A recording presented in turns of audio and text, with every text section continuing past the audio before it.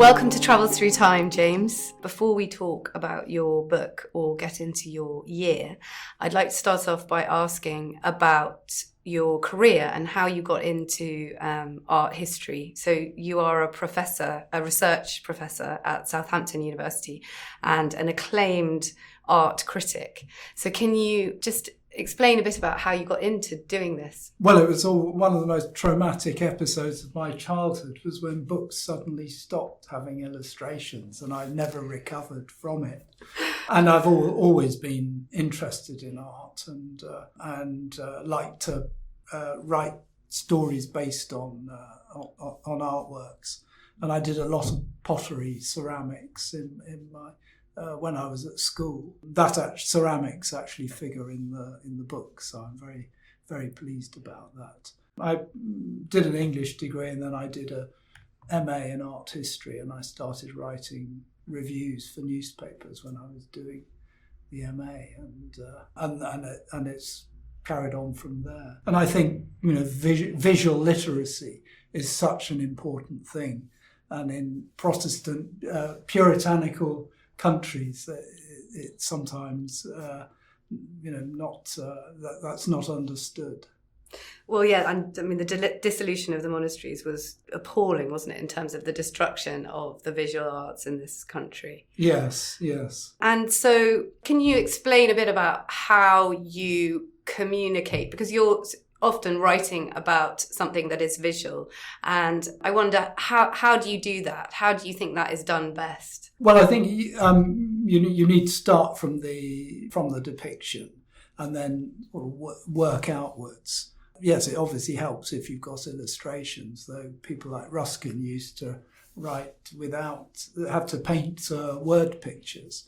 And I still think you have to try and do that. You build up the context towards the picture in terms of subject matter, style, and the meaning, and the expressive distortions that take place. And I've written a lot on Michelangelo, and I talk a lot about that these figures like the David are naturalistic, but they're also expressive distortions, like the giant hands and the big head and things like that. And what about your own personal relationship with art? I wonder what kind of art you have at home. I mean, what kind of art you would buy if you could afford anything, possibly a Michelangelo sculpture? Yes, well, I actually have lots of textiles. Oh, really? That's interesting. Yeah, William Morris ostrich pattern textiles, because I find, and I have various sort of arts and crafts, bits of lights and metalwork. And I particularly like the ideal behind the arts and crafts movement of the house beautiful, where everything has to contribute to the beauty and comfort of the house. And so I don't like the vogue that seems to have lasted for about 30 years of minimalism and all these cold, hard surfaces everywhere. Yeah, I'm with you on that. Polished concrete, I think, is not for a home. Yes, go to a bar and be forced to shout in your loudest ever voice to try and communicate with someone. Well, often the acoustics are so terrible in rooms like that, which don't have enough hangings and fabrics. Well, yes, I'm the founder and only member of the Bring Back the Shag Pile Carpet. Have you ever written about the arts and crafts movement? Have you ever written a book about? I have. I did actually do a proposal for a book on interior design a few years, actually, which was against the minimalist plague. But my agent couldn't find a publisher, and one of the people, the editors she approached was, I've just redone my house like that. I'm not going to publish a book on it. But then in this book there is an awful lot of I've done quite a lot of research about the furnishings, and I have a chapter called Chaste Space, where artists start to go against the idea of having a comfortably furnished studio space, and then the bohemian artists they're doing things like sleeping on the floor and to try and sort of regain a sort of authenticity, and the idea that if you're comfortable, you're going to produce sort of soppy art. Yeah, boring art. Yeah. Well, let's talk about the book. So it's called The Artist's Studio, A Cultural History. Tell us how so it starts with literally Homer in ancient Greece and then goes right up to the present day. So can you tell us a bit about how you structured it? And I mean, it must have been an enormous task to marshal so much information and order it. How did you structure it? There have been two sort of very slim volumes published quite a few years ago on the artist's studio, and they just focused really on painters' studios with a few sculptors thrown in, and so you leave out an awful lot if you do that. And I was sort of from pretty early on adamant that, you know, if you lose the scene in Homer's Iliad where Thetis goes to Hephaestus's workshop to order a new suit of armour for Achilles, and the descriptions are just incredible of Hephaestus. He's lame, and so he shuffles along, and he's sweaty, and then he starts up his bellows, and then he has all these female automata who both carry him around and help with doing the work. And of course, if you're just focusing on painters, you sacrifice this, which is the sort of founding scene, and in many ways the greatest ever scene set in an artist's studio, and also it makes an important point, the fact that he's lame. I think the idea is that human beings have weaknesses, and so art and the artist's studio is the place where we overcome those weaknesses. And of course, in the Bible, you get a similar thing when Adam and Eve are expelled from the Garden of Eden. And so then all the arts start up, or manufacturing, making things. They have to make houses, they have to make clothes. And so I think this idea that art and the artist's studio are compensatory activities and places is very important, and I think is one of the reasons why there's so much interest in the artist's workplace. And do you think there's also a connection? I think we will come to talk about this in more detail later, but between the physical exertion and actually, especially in the case of things like metalworking and sculpture, not so much painting, but the danger, that you could actually really injure yourself. You could suffer, your body suffers in the production of something, an artwork, which is going to kind of live forever.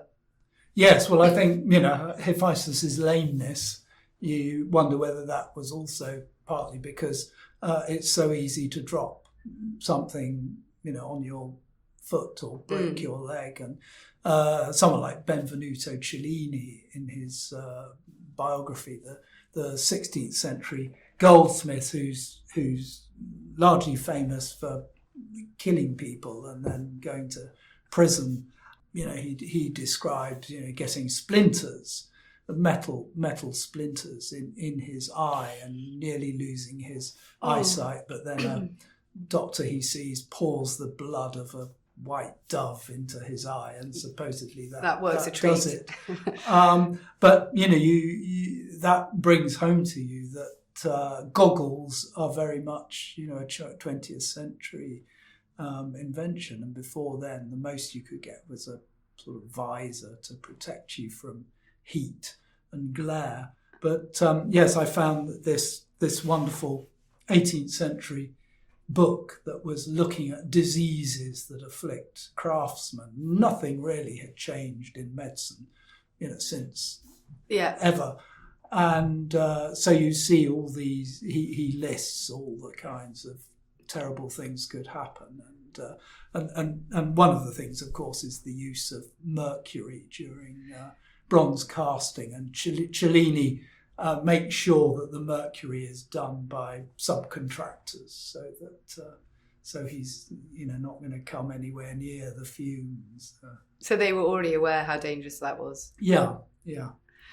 And in order to write this book, you must have had to use a huge breadth of sources, and I imagine that they differ a lot whether you're writing about something which is happening today. Perhaps you've been to visit some of the studios that you wrote about, which are contemporary. Tell us about Francis Bacon's studio, because there's the most fantastic photograph in the very front of the book. Yes, well, this is extraordinary. It's an archaeological site because they saved the studio in South Kensington with all its contents, and Bacon was famously messy. It was a sort of midden heap of rubbish that just piled up with bits of paint and newspapers, source materials, everything just. And he thought of that it would inspire him to make his art, and that in itself is a kind of extension of the Bohemian idea that unless you're uncomfortable, you're not going to create good art. You're not going to have the spark. The spark, yes, yeah. The spark to create good art. And this has been reconstructed in a museum in Dublin, and each of the 7,000 bits has been catalogued, and so it becomes like a sort of saint's shrine, or a hermit's shrine. It's a site of pilgrimage in a formerly Catholic country, and so that's what in many ways studios have become. And there's quite a few museums now which are artists' houses or recreations of artists' houses with their different rooms of studios. I'm thinking about Rembrandt's house in Amsterdam and Dürer's house in Nuremberg, which I'm dying to visit. And I just wondered, can you talk a bit about those? Can you recommend any in particular to our listeners if they're thinking about going? Well, if you're in London, about 10 minutes away from us is Sir John Soane Museum, which is probably the best artist's home there is. It's packed full of, he was an architect in around 1800, and he designed the Bank of England, and probably his most famous surviving work, apart from the house, is Dulwich Picture Gallery. And inside it's a kind of total labyrinth full of collections of plaster casts of antique sculptures, an Egyptian sarcophagus, and they're all arranged in a way that sort of reminds you of Piranesi's prints of the prisons. It really is a labyrinth, and he uses mirrors, convex and flat mirrors, to disorientate you and direct light. And he has stained glass windows, and there's something at the bottom called a monk's parlour, which is, he thought of it as a sort of hermit's den, and he used to take his rather bemused guests and friends there to have tea.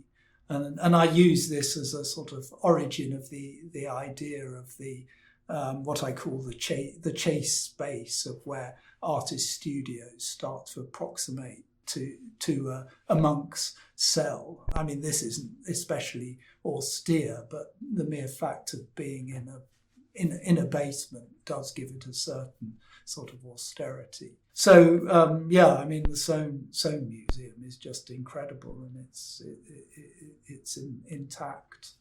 Yes, it's one of my favourite places. It's wonderful. And are there any others that you particularly visited or know for this book? Well, I'm particularly fond of the Brancusi studio in Paris. I think the important thing about both John Soane and Brancusi, who's an early 20th century artist, is that this is an important cultural phenomenon, when the thought that an artist's studio or home is worth preserving, becomes central to the way we understand artists. It always becomes like another sort of artifact. Yes, yes. So instead of just judging an artist by, a work they produce for a particular purpose. The thought is that you have to understand the artist and their products in the round in order to be able to appreciate them. And that same phenomena is now, you go to an exhibition and find it begins with self-portraits. Again, the idea that you have to start with the artist, and unless you've sort of seen their face and got a sense of how they felt about themselves, you can't understand what follows. And of course, it's not usually chronologically accurate, because the self-portraits are generally painted when they're successful, when there's a market for them, rather than at the start. Artists, probably now they do with selfies and things, but in the past, the self-portrait wasn't something they thought they had to do at the start of their career. Yeah, just imagine the art historians of the future sifting through the millions of selfies that they're going to have. Well, they're already doing it now. I'm sure there are lots of PhDs being written, and I wrote a history. My previous book was a history of self-portraiture, and I see on Google Scholar, where you get citations, all the articles on breastfeeding selfies, all different types of selfies that are huge. It's a huge industry. Yeah, well, it's such a big part of modern life, isn't it? Yeah. Wonderful. Well, I think we should start our time travel now. So I'm going to ask you the big question, which is, if you could travel back in time to a particular year in history, which year would it be? It would be 1504, and I would be in Florence. There's a Republican government. The Medici were expelled in 1494 when the French invaded Italy in order to keep them sweet. Piero de' Medici, who was ruling Florence, gave them the port of Pisa, which was a vital port for Florence's access to the sea. And so he was expelled, and then you get this very religious government of Savonarola, who is a Dominican monk. And so they have burnings of artworks, and he's a firebrand, but he's also, in his sermons, he's attacking the church for its corruption, particularly the church in Rome. And this eventually, in 1499, I think it is, or 1498, gets him excommunicated and burnt at the stake. And then you get a Republican government. In 1504, it's under Piero Soderini, who wants to be a patron of the arts. Okay, so he sort of wants to follow in the Medici's footsteps and also commission works for the city. Yeah. So let's go to your first scene. We're in Florence. Where are we going? We're going to the Piazza della Signoria, which is the big square or in front of the Palazzo Vecchio, and there's also the Loggia della Lanzia, which has is an arcaded space, and outside the Palazzo Vecchio which was the sort of seat of civic government, and then under the Republican government became the big centre of government, and they built a huge council chamber. Outside it is Donatello's Judith cutting off the head of Holofernes, a large bronze statue. And what's happening? Who are we going to visit? What are we witnessing? Well, we're witnessing Michelangelo's sculpture of David. He made it in the cathedral workshops, and it was the first colossal nude statue to be made since antiquity, and it's about 15 foot high. He carved it out of a block of marble that had originally been a quite huge block of marble, originally acquired in 1464 to make a sculpture to go on the cathedral buttresses, so they would be level with the base of Brunelleschi's dome.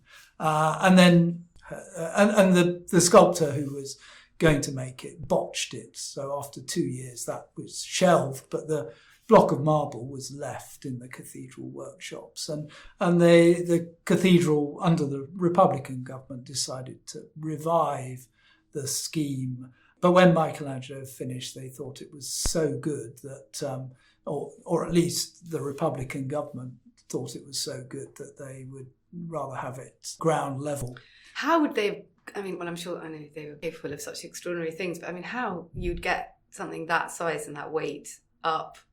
Well, this is a key question, and I have a feeling that they realised pretty quickly they would never be able to get it up onto the and then cathedral buttress. And also, it hasn't. There's not much support for the legs. He's cut them away. Usually, you have a big bit of the stone left, like a large tree or a block of to support the leg. So I think, in a high wind, it might have sort of broken off at the ankles. And so they decided that they would have a meeting with, I think there are about 35, mostly artists called, including Leonardo, and to decide where to put it. Yeah. Well, before we go to that meeting, I want to ask you a bit more about, because I know that when you were doing the research for this, you made an extraordinary discovery. Yes. So can you tell us about that? Yes. Well, I saw this drawing. It's in the margins of an early printed edition of Dante's Divine Comedy, and the drawing illustrates the scene where Dante, he's scared, he's about to enter hell, and he doesn't want to. He's very scared.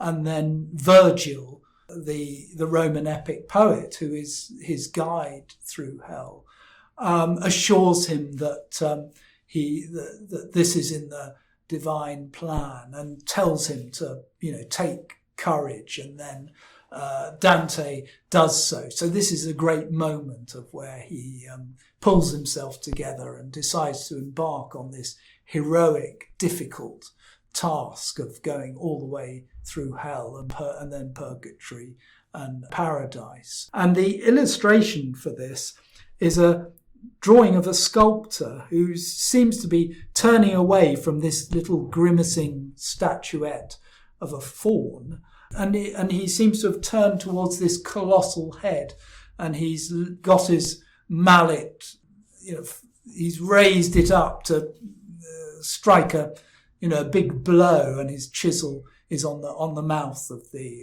this sculpture, of this head, and the head is in sort of antique style. And after looking at this, I thought to myself casually, I wonder if I could fit this in to the book, because it's a good illustration of the sculptor is in a singlet, a vest, and it's a really good illustration of the effort that would go into carving a sculpture. And then the more I thought about it, the more I thought it must be Michelangelo, or modelled on Michelangelo. A, because he's the first sculptor, modern sculptor, to be associated with colossal sculptures. B, because the head of the figure looks like some statues that Michelangelo, the heads of statues that Michelangelo was making for an altarpiece in Siena at this time. And the stare and the scale is rather like the David. And the little faun is like, he made a very similar faun for a sculpture of Bacchus previously. And the position he's in is like the nudes on the Sistine ceiling. He's half sitting on the ground. And also Michelangelo loved Dante. And when he's doing the David, and it's all about that he is a hero. He writes on the only surviving drawing for the David with his sling, I with my bow, Michelangelo. The bow is, people think, is either a bow drill or more likely the compasses that you use to do the measurements and scale up a small model. So he's seeing himself as heroic as David, and Vasari, the art historian, writes about it in terms of only he was able to have the courage to carve the David and use only one piece of stone.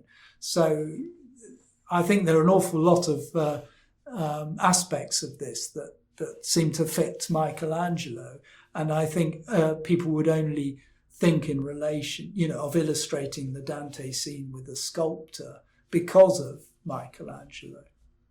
That's amazing, isn't it? And what was he like? I know that we're going to talk about his great rival, Leonardo, in a minute. Tell us a bit about Michelangelo. What kind of a person was he?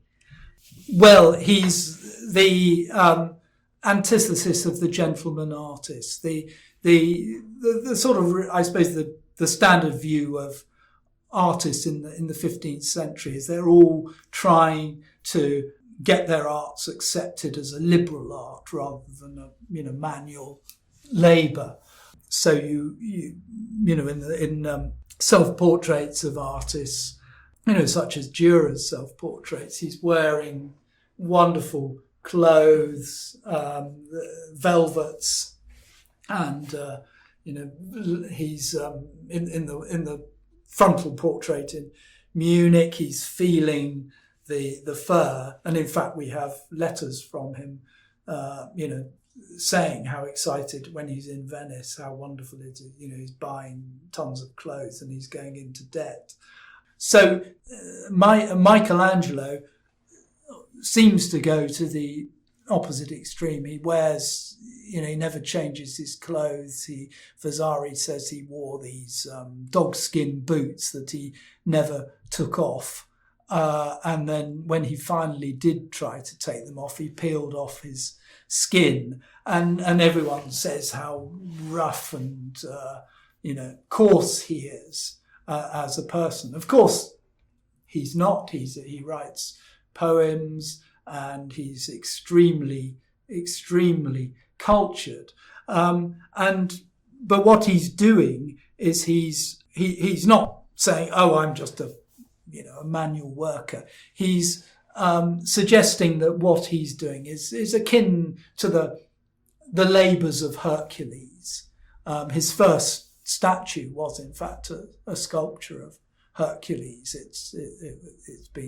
It was lost, so we don't know what it looked like. But this was a way that you could suggest that doing, physical work was a heroic act. I suppose in the same way as a soldier. And Michelangelo, when he's painting the Sistine ceiling, he does a wonderful drawing of himself. The exertion of stretching up to paint the ceiling, and the poem is all about how twisted his body is, like a semicircular Syrian bow, and he says he can't paint properly because you can't shoot properly through a crooked barrel, meaning the barrel of a gun. So he uses these sorts of military metaphors as well. It's very different to the sort of ideal of the gentleman artist.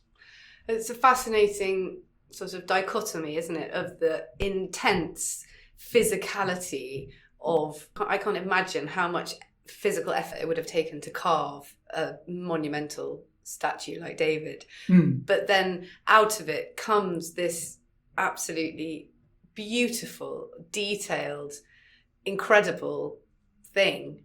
And there seems to be a sort of, that with his art, the Sistine Chapel ceiling, the effort and the pain that he went through to produce it. But then there it is. It's, just unbelievably beautiful and detailed. And yes, it's an interesting dichotomy. Yes, well, he had to read letters for quite a while afterwards with his head bent back because he had spent so much time looking up that he had to sort of retrain his neck muscles to.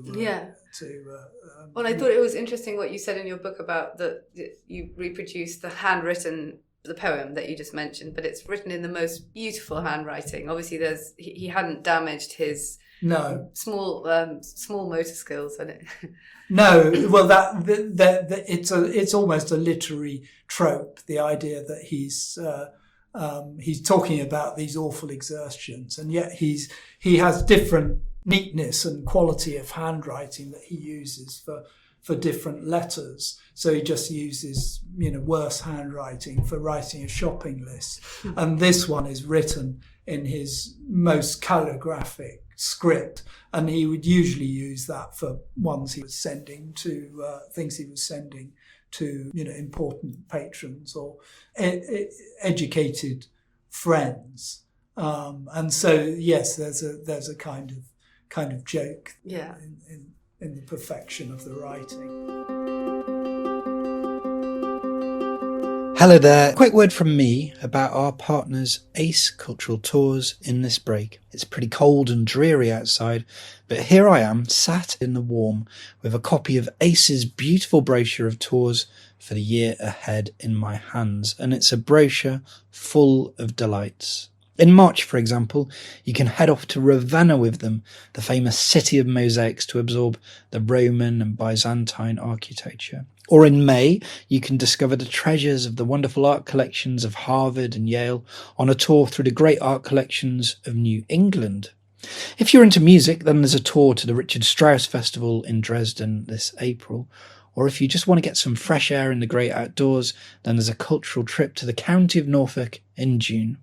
In fact, in this catalogue, there's the details of more than 100 different tours from the UK to Uzbekistan, from the USA to Sweden, and just about everywhere in between. So there's something for just about everybody. To have a look for yourself, head to their website at www.aceculturaltours.co.uk.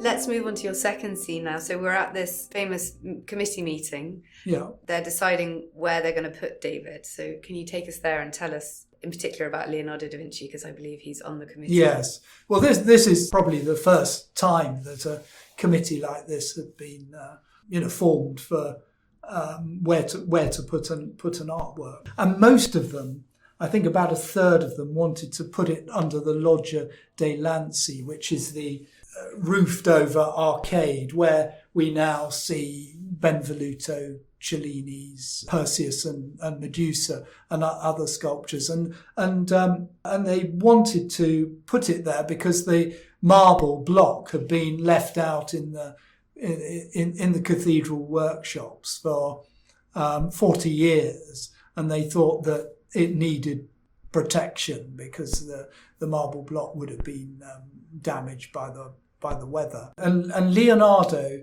da Vinci, who had come to Florence in 1501, was on the committee, and he agreed that it should be put under the roof of the Loggia dei Lanzi. And Leonardo was the epitome of the gentleman artist. He was suave, sophisticated, he was witty, he played music. He was sought after by patrons all over Italy, almost as much for his entertainment value as for any artworks he would produce. And of course, he was notably likely not to finish things.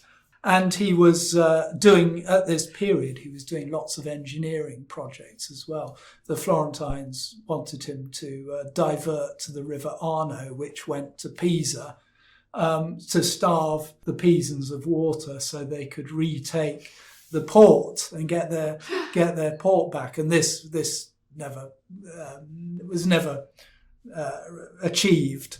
And Leonardo and Michelangelo didn't get on. There's a wonderful anecdote about how they met. Michelangelo was walking through Florence and Leonardo was talking to some posh boys outside a church, and they were talking about Dante. And Leonardo sees Michelangelo passing by, and he asks him if he says, "Oh," and they've got a tricky passage they don't understand. And Leonardo says, Oh, Michelangelo, you know about Dante. Can you explain this tricky passage? And Michelangelo takes umbrage at this, possibly because Dante wasn't quite approved on at this time because his writing was so coarse. All those descriptions of the sinners in hell, those warts and all descriptions of the punishments. Michelangelo loses his rag and he says, "Oh, who do you think you are? You failed to make the Sforza monument. This was an equestrian monument in Milan of the Duke of Milan, and he'd failed to make it. And so this is seen as a sort of a moment that distills their differences. Though in fact Michelangelo was hugely influenced by Leonardo's drawing techniques, and a large cartoon of the Virgin and Child and St. Anne. He put it on display in his workshop in Florence, and this is the first time that ever recorded that an artist would display a drawing for people to come and look at and talk about. And you see in Michelangelo's drawing technique how he's no longer doing clear contours around the figures, but he's doing sort of exploratory sort of blizzards of lines. And did he admit that he was inspired by Leonardo, or? No, he would never admit that, but you can see from his drawings, as soon as he's in Florence with Leonardo, that his drawing style changes. And the other interesting thing, I mentioned the drawing of it's actually the arm of the marble David, where he puts next to it this little poetic couplet of David with his bow, David with his sling, I with my bow, Michelangelo. Like Leonardo, he starts putting texts and mostly poems on the drawing. So he moves into word and image combinations. And again, you wonder, well, that's an interesting coincidence. Where did he get that idea from? Yes. Will you just tell us a bit about the Leonardo's writing about the perfect studio? So I love that description of... Yes. There's a great quote in your book about how civilized and beautiful the artist's studio is compared to the sculptor's studio, which is a kind of terrifying workshop covered in dust. Yes, when he's at the court of the Duke of Milan, this is when he has this abortive attempt to make an equestrian statue. He writes these comparisons. They're known as paragone, which is the Italian word for comparisons, between music and painting, poetry and painting, and sculpture and painting. And always in these, painting comes out on top. So they're sort of thought-provoking discussions. So he and his intellectual friends would debate the merits and or otherwise of the different art forms. And when he contrasts painting and sculpture, these are the only contrasts where he actually talks about the places where the art is made. And so he gives a description of the painter's studio. And this is the first time that anyone thinks of the studio as an extension of the painter's personality as well, where, the style is the man, interior design is the man. And he says, the painter sits before his work at the greatest of ease, well dressed and applying delicate colours with his light brush, and he may dress himself in whatever clothes he pleases. His residence is clean and adorned with delightful pictures, and he often enjoys the accompaniment of music or the company of the authors of various fine works that can be heard with great pleasure when read or recited aloud. So here you have this extraordinary evocation of the artist just sitting at an easel, And of course, Leonardo had, made the fresco of the Last Supper, where it would, mostly had to stood up, and it was in a damp refectory, not terribly comfortable. And he sort of seems to be turning his back on that idea, and this is almost the beginning of what we might call the rise of the easel painting, the small scale artwork, like the portrait of Mona Lisa, and also the kind of art that can be enjoyed in a domestic setting by a connoisseur. This would be incredibly, this sort of idea of easel painting as the ultimate art form would in many ways come to dominate.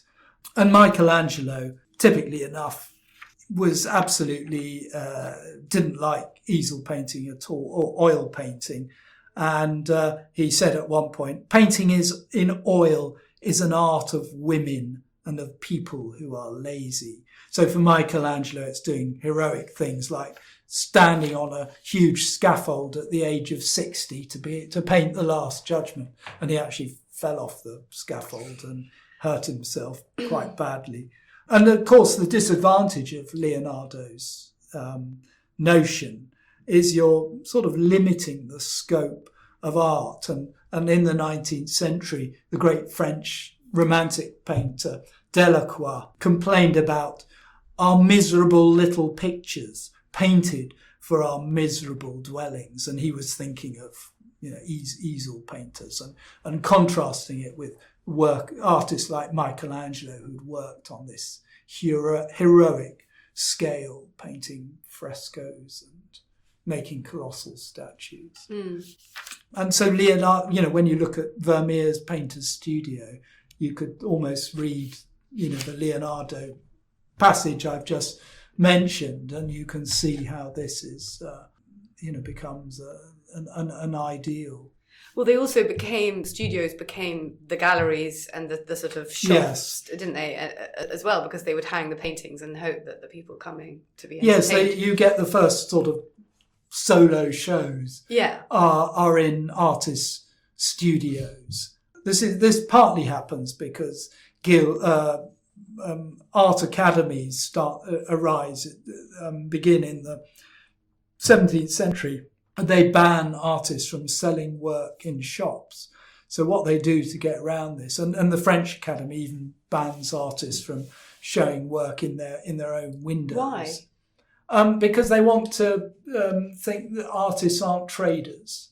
And so it's about social status. So it's the whole project, like Leonardo was sort of trying to elevate, and Dürer before him, elevate the status of the artist. Yes, elevate the status of the artist. So what artists do is they have, you get this distinction. It begins in Holland, where Vermeer is, where you have what's called the painting room, which is what we would call the studio, and the picture room, which is where, probably next to the studio, where you display a selection of works, which both gives the artist the opportunity to show what they can do, and also work that people can just buy off the peg.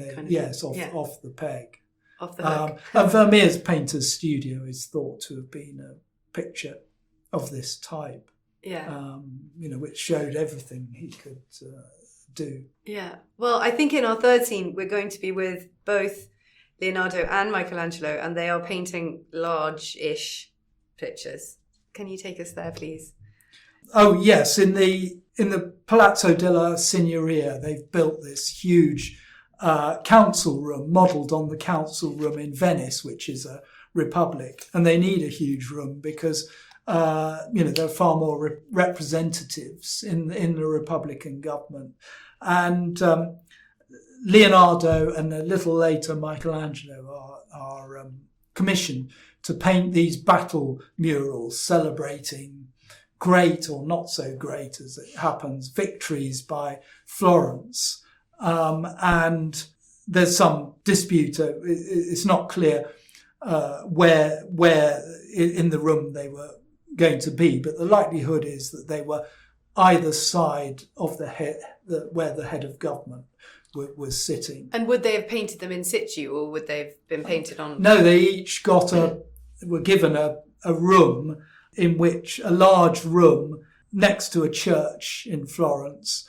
Leonardo's room was near the adjoining Santa Maria Novella, where all the trains come into Florence now. Yeah. And Michelangelo had a room near a church in Santa Croce, which is where his family came from, and where the Michelangelo's house and now museum would be later on.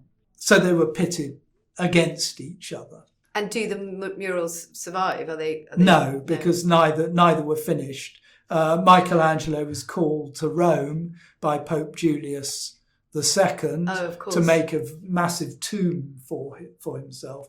And Leonardo went off to Milan, which was then controlled by the French, and the Florentines felt they had to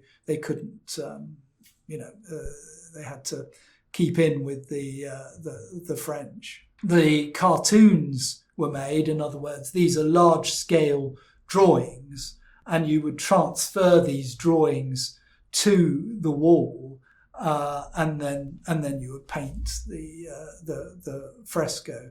And both of these seem to have been completed, and Leonardo had made a start of the painting, but as so often he used a new media, and it didn't work very well. Did he do that a lot? Try to sort of experiment with? Yes, with the Last Supper in Milan, he tried using different way of painting, not doing a fresco where you have to paint the wet plaster in one day, a section of wet plaster in one day, so you have to get on with it. Yeah. He was kind of coming back all the time to touch things up and change his mind and so on and so forth, and that caused, as well as damp in the wall, caused is why it's a wreck. Yes. And it became a wreck pretty fast. But he clearly did not enjoy fresco painting as much. Yes, it seems to be that wasn't way. His thing. That yes, he liked drawing and filling books full of schemes. Yeah. And the actual finishing off of things was something that he frustrated everyone.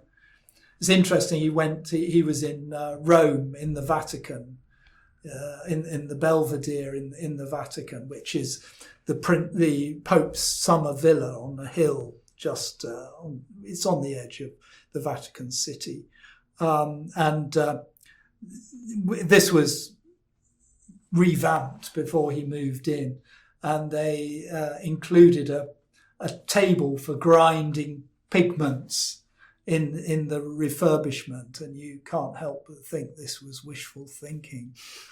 That he or his assistants might actually do some painting, do some work. And I mean, maybe did it have something to do with the way that they were paid? Was he paid when he finished? He had a salary. Okay. Because payment was a big issue, wasn't it?